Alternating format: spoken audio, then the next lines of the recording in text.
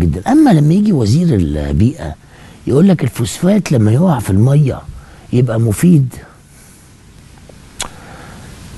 وبعدين في نفس الخبر اللي هو قال في الكلام دوت في محطه من المحطات اظن في الحياه اليوم، قال ان الفوسفات بيستقر او بيرقد يعني في الميه وبيتجمد بيتكتل، يعني بيبقى كتله كده. الله، هو مفيد ولا ايه؟ قال لك في امريكا اللاتينيه، ويمكن تكون دي معلومه صحيحه، بيحطوا الفوسفات في الميه عشان الميه تبقى.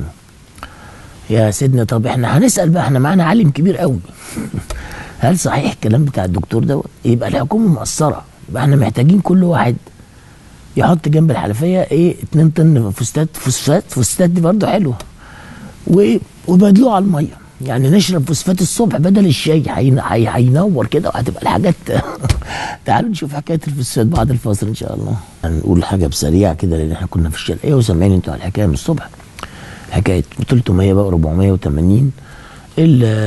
وزير الري بيقول مفيش حاجه، وراح انها شاف مفيش حاجه في الميه. الصحه ما قالتش كلام نهائي بالنسبه للميه، قالت بالنسبه للمصابين ان في مجموعه منهم خرجت وفي مجموعه لسه بتتعالج في كذا حته في الشرقيه، لكن ايه السبب ما احناش عارفين. انما طبعا المسؤولين يجروا بسرعه يقول لك مش الميه مش الميه مش المية. يا عم الحاج بالراحه شويه، بالراحه على مهلك. يعني كل مشكله لابد ان احنا ندرسها وبعدين نطلع للناس نقول احنا بندرس بنشوف ايه الحكايه، بعدين ندرس ونتاكد ونقول للناس.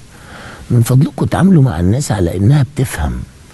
مساله الضحك على الدقون ده، يعني على كل حال انا مش هعلق على تصريح وزير البيئه اللي هو صدر يوم 22 ابريل اللي هو يوم الاربعاء اللي فات، اللي هو قال ان الفوسفات كويس للميه عشان خاطر الميه تبقى تمام. ده هيعلق عليه دكتورنا وعالمنا الكبير اللي مشرفني النهارده الدكتور فاروق الباز. تعالوا نشوف تقرير عملوه زمايلي، بس في حاجه مصيبه بقى تانيه بسرعه كده.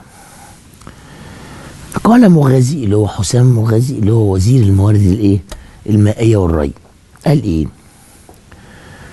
ان هناك قرارات تمنع نقل المواد الخطره والبتروليه عبر النيل.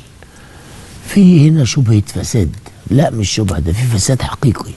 في قرار بيقول المراكب دي ما تمشيش، حققوا في دي كمان، يعني بقى جهه تانيه تحقق ازاي المراكب دي بتمشي في النيل اللي هو معمول له وثيقه ومعمول له اهتمام جديد.